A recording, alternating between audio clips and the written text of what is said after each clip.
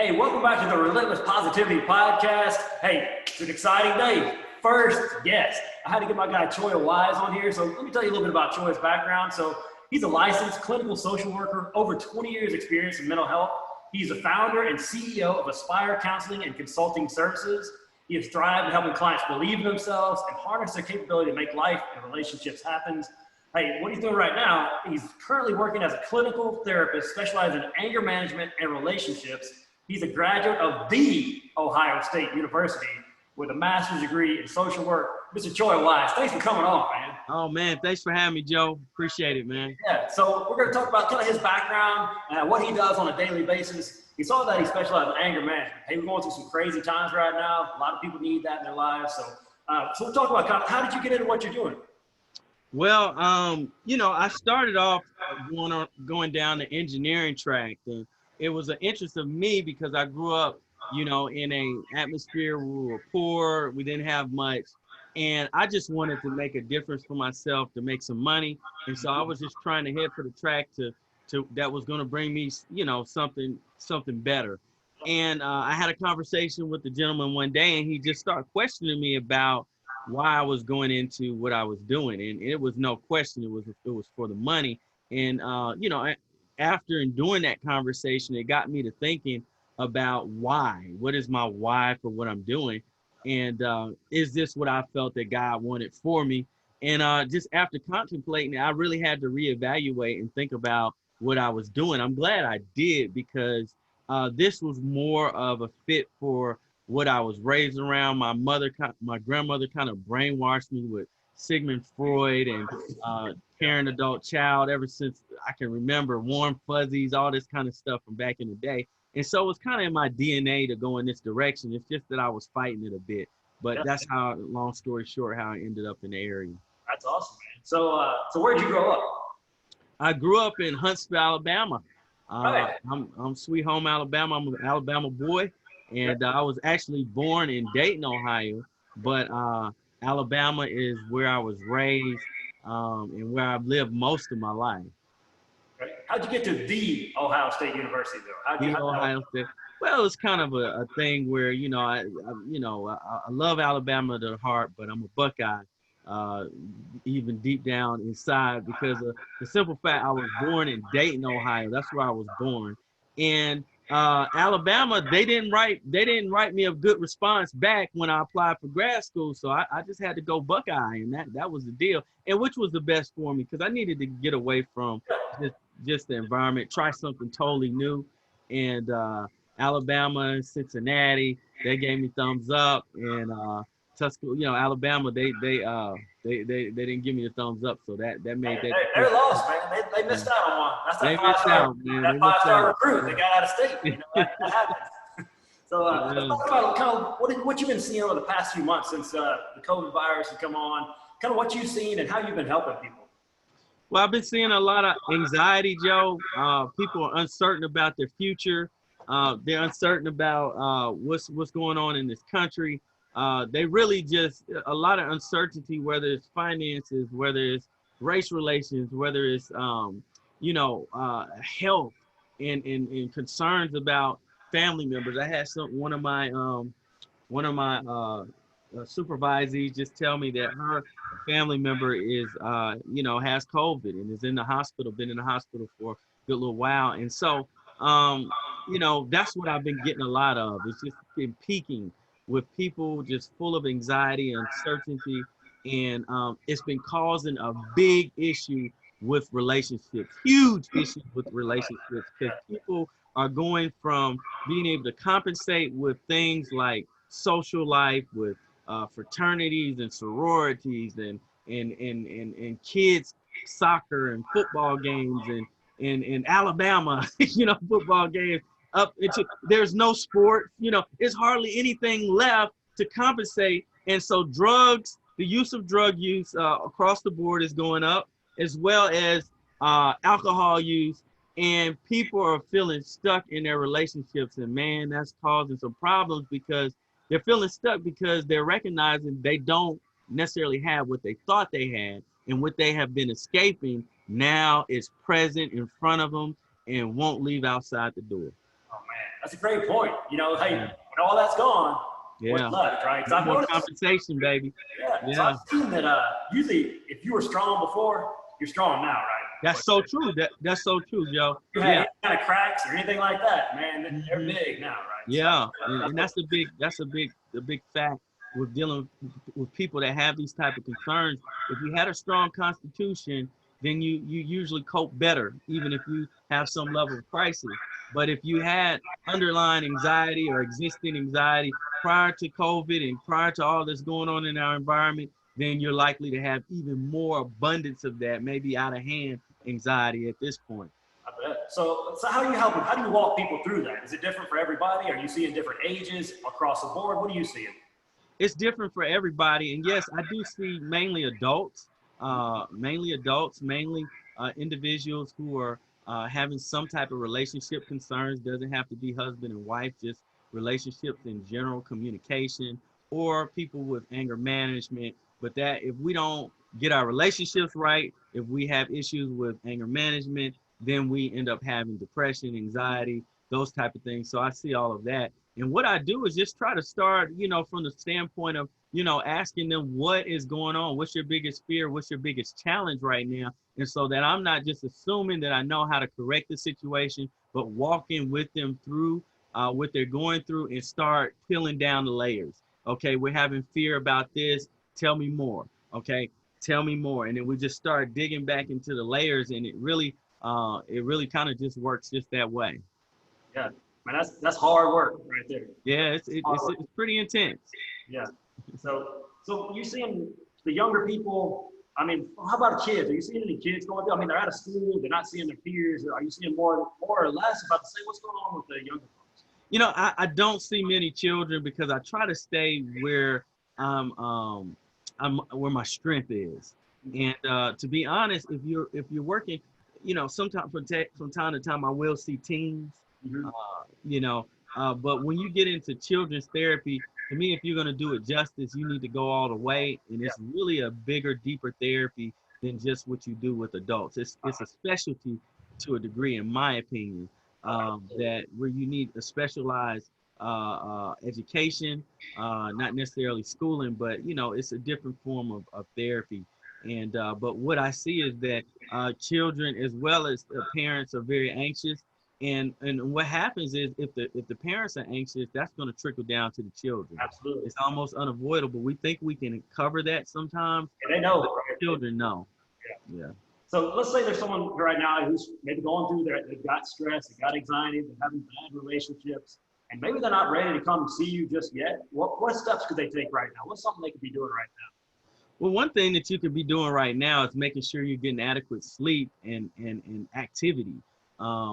Get out that house is the big thing that I advise. Try to get you some rest, go to bed. I'm real big on if you have children, put those children to bed and get you some free time, because you may not be getting as much time with homeschool and everything like that. So the day is kind of clumped together. It is, back in the day, Joe, even for myself, I used to have that drive home, man. And so I could get on the phone and I could just chat it up, you know what I'm saying? And it fit right into the schedule. Now, for a lot of people, they don't have that drive home. And so they don't have that interim, which is some of what only, some of all of what some people needed. And that's cut off. And so, it's necessary to try to take the time to have some alone time. It's good to get some good exercise. It's good to, just get out and try to make as much as you can, bring in whatever way you can the life that you had outside of the home. How can I bring that in the home? And that takes some creative actions. Yeah, I've got a client that was struggling with that as well, and she needed that hard cutoff from work to being off work, right? Because you're always at home, so you're always at work now. So she needed that hard cutoff that, hey, I'm done for the day. If you work all you want now, you're at home, your computer's there. You got to cut yourself off, right? Yes. So 6 p.m., kids go to bed. That's right. Put those kids to bed. Have you some one-on-one time with yourself or one-on-one time with your spouse. Do something that you enjoy to do and just lay back, relax. But it's hard to do that if the kids are up, if everybody's active and you can't get to bed, That's it. So I'm going to get into just a few questions I was curious about, and I thought other people might know about. So what's something that people misunderstand about what you do? Well, a lot of people, they think that when they come to therapy that it's going to be a matter of them being judged. Um, I have some people that come into the office, on the first day, we sometimes call it psychomotor agitation, but they just start getting fidgety, their hands start shaking, they, fiddling their hand, they're flicking through their hair, things like that, because of that anxiety is sinking in about whether or not they're going to be judged. And there's a fear that that once they come to therapy, they'll learn something about themselves or go into a place that they don't think that they can come back. And therapy in my office is much not like that. I just haven't had much of anyone to come into the office and not feel empowered by going through the process and talking things out that they may have never ever talked about before, and just getting that experience of touching on something new and different and engaging that in their lives. And so there's, like I said, there's also a fear of being judged that, because, maybe I feel that there's something that I've done so wrong, or I mess things up so bad that I'm going to be looked down for that. And so they have difficulty with trying to maybe process what they want to say, because they may be thinking that they're going to have to please the therapist. But like, it's so not like that. It's much just a conversation, just like what me and you are having right now. Man, I remember the first time you and I sat down and talked. I mean, you just have a presence about you, just calm presence, and you feel comfortable right away. So I can see how people can sit down with you and just immediately feel good. Appreciate that, man. Yeah, man. Plus, your last name Wise. You're smart. And all right, we're gonna switch it up a little bit. So, what was your biggest failure, and how did you learn from it? Man, I'm not, to be honest, Joe, I'm not real big into failure, because I just don't see it that way anymore. But if I was to narrow down the failure, because to me at this point, and just to get into that a little bit, failure to me is how can I fail if I did my best? I just don't see it that way anymore. But if I was to think about something that I might attribute to being a failure, and that's how I think for the most part, I'm just human, just like anybody else. For the most part, I remember back in the day when I was working, somebody had said, "Hey, Choya, I've got this position. They're looking for somebody like you. I've got the inside.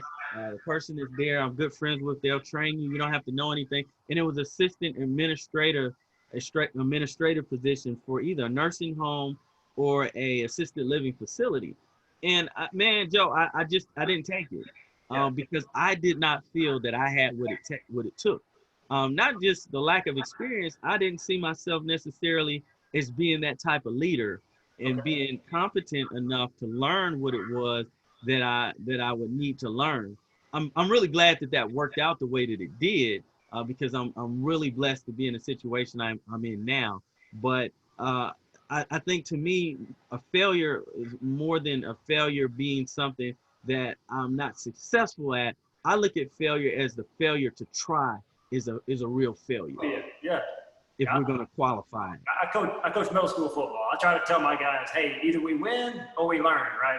We're going to learn, exactly. I like that, Joe. If you put out the effort, then hey, that's all you can do. You get beat by somebody that's better than you, somebody better than you gets a job. But if you don't try, that's on you, right? So that's I it. like your attitude on that. That's good, man. I like that. What's your biggest challenge you're going through right now? Man, the biggest challenge for me, I think, is what they call it, work-life balance. Yes. Okay, you identify. Yeah. I mean, when you're running a business, you want to squeeze that in. And for me as a man, it's easier for me to default to survival. I'm not into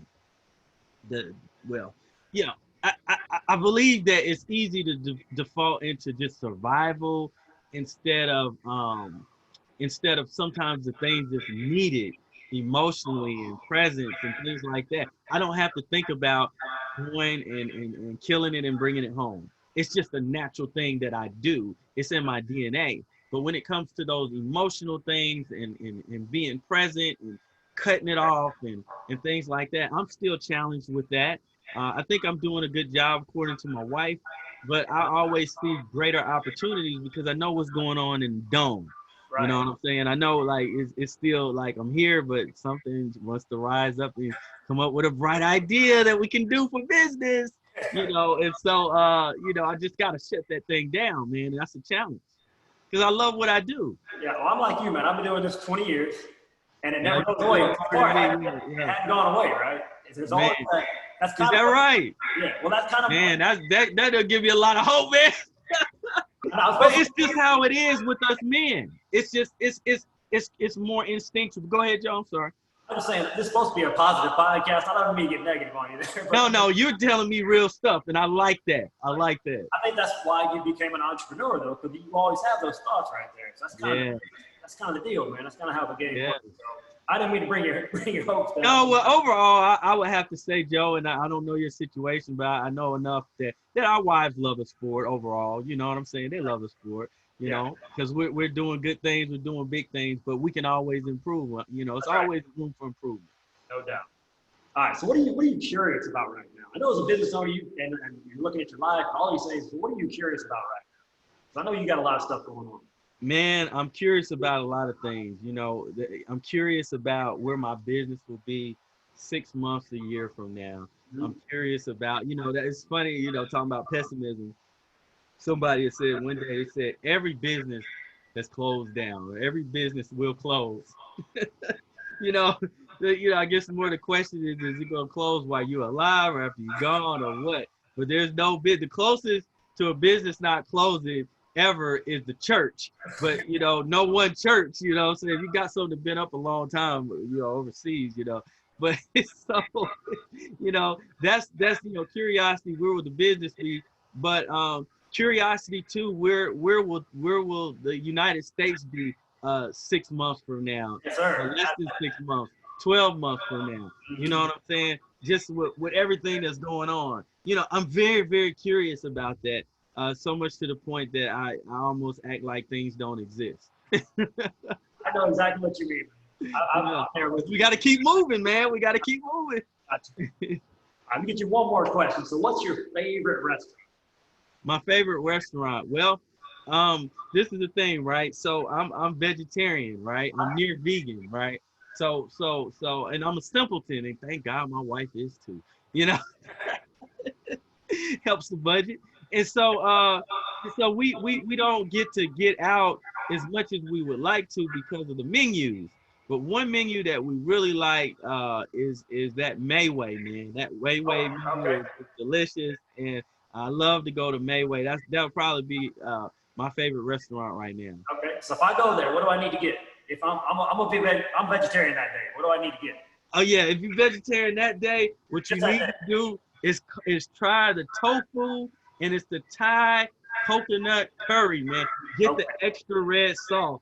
Extra red. Pour it all over everything, man. Hot?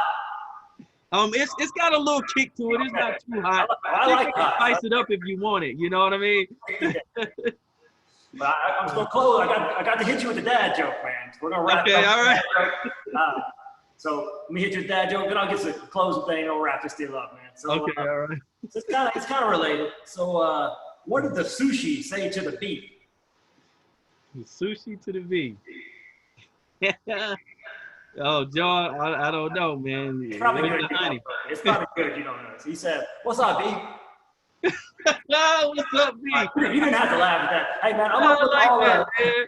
I like that. That's good. I love stuff like that, man. That's great. It's that daddy. That's great, man. So I'm gonna put all Choya's contact information in the show notes. Please look him up. Hey, if you're struggling, don't do it alone. He's the guy that can help you through this, help your family through this. Get with him. Get his contact information there. Aspire. Check him out, man. He's doing big things in Huntsville. Thank you so much for coming on, Choya. I really appreciate you, man. Thanks for having me, Joe. I'm glad we made this happen, man. We'll talk to you later, bro. All right, take care. All right. All right, that's it. Good job, man. That's it. Way to go, Joe. I'm loving it, man. You making it happen, man. I figured I had to figure out a way to work with you, man. Yeah, I knew that we needed to connect, man. It's just like, hey, how do we do it, man? So this is great. This is it. Great. And we're gonna do more of these, man. I'm just figuring it out right now. We'll figure it out. Yeah, well, I'm gonna be consulting with you because I want to do whether it's a podcast or not. My goal is to to do some interviews on Facebook, and I'm looking for a relatively inexpensive platform like that I could just do that. Even maybe Zoom. I've been thinking about Zoom and maybe interviewing with other therapists and things like that.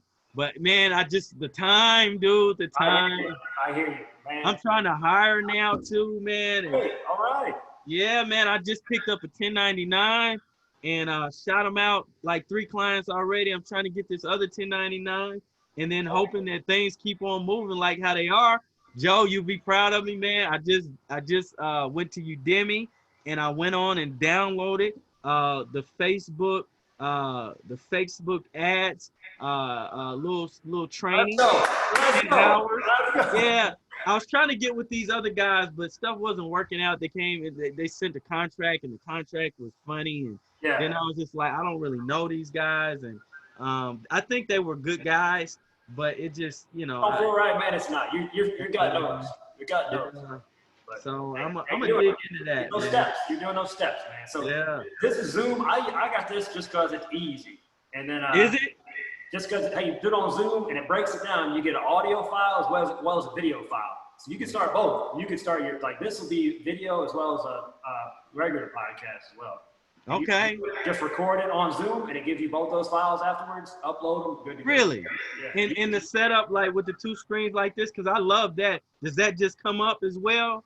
Yeah, you just click it. It's the gallery view. So if there's Gallery. Okay. if there was more people, it would have been spread out. Or you can do speaker view if you want to do that. Just focus on the So speaker. that's simple, man. I could I'm all about get that simple. going, man. And Anchor is free. It's the audio version, and it shoots out to all like Apple Podcasts, iHeartRadio, and all that. Oh, really? Apparently, there's downsides if you want to monetize it, but I'm just trying to get the word out. Yeah, me too, man. I'm just trying to get information. It's not necessarily just for business. It is for business, but not actually. That's not the number one thing because I don't get that much business from Facebook. And so I've been wanting to just put out information, a way to minister as well. Of course, with the Facebook ads, I plan on that's monetizing, but that's not even really for the counseling thing because I'm really booked up for as much as I need for counseling right now.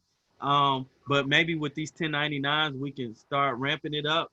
So mainly it's been just to get the information out, to try to minister, and things like that, man. That's kind of what I'm looking at, man.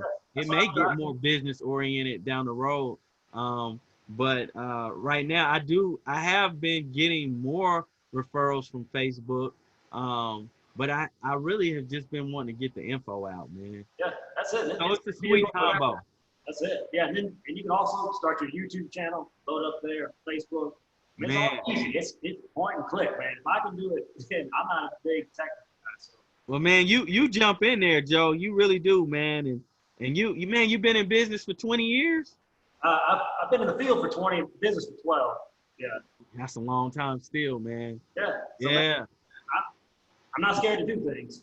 There's nothing Up, else. man. I'll get out there and do it, figure it out. That's why you're successful, man. Yeah. That's why you're successful. Yeah. How's business going now, man? Good, man. We're growing. I mean, a lot of it's on Zoom. We do them live as well as send out the recordings afterwards, so people can do it live or on demand, like Joe on Netflix. Oh, you got some on-demand type stuff? Yeah. So they record these, I upload them and send out the links. We've got memberships for that too. So, and we're starting to roll back in-person classes. We meet outside, so we can still meet and all that. So Okay. We're in a parking lot. They're in their own parking spots. Things spread out. So. And that's the thing about surviving through these times is that you got to be quick to make that adjustment. I see you moved everything online, and looks like people gonna be coming back soon. So that's what's up, man. Yeah, they just gotta make those moves, and hey, you'll make mistakes, but they fix it, move on. But, I'm glad you're doing well, man. That's awesome. Yeah, man. It's better than I expected. It's funny because Joe, when I first met you, man, I had really basically nothing going, man. I was just seeing a few clients. I had my supervision group, but man, I was mainly working part-time for people as well as doing my stuff, and man, things just really took off, man. They really took. Are you still doing what is it? I'm not on it anymore. Just schedules couldn't make it work. I was in 7 or 8 years. I did it for about 7 or 8 years. Yeah, you were in there a good little bit. Yeah, I wanted to do it, but the time, man, it was just a lot, and I had so much envision for what I wanted to do that you know, You're doing it, man. You're doing it. So you made a yeah, decision. thanks, man. Thanks, man. Yeah. We're gonna have to be hooking up with some more stuff down the road, man, because great minds, man. We gotta keep this thing going, man. Yeah. I respect a lot of what you do, and I'm motivated seeing your stuff on Facebook and things like that, man. You keep it active. I love that, man. Appreciate it. Yeah. I'm committed to Facebook. There's other ways to do it, but I'm committed to one. So. That's what's up, man. That's what's up. Hey, thanks for taking the time, man. I really no problem, man. Anytime, man. All right. If you ever help me, man, holler at me. Definitely. I sure will, man. All right. Have a good night, man. We'll see you. All right. Take care, man.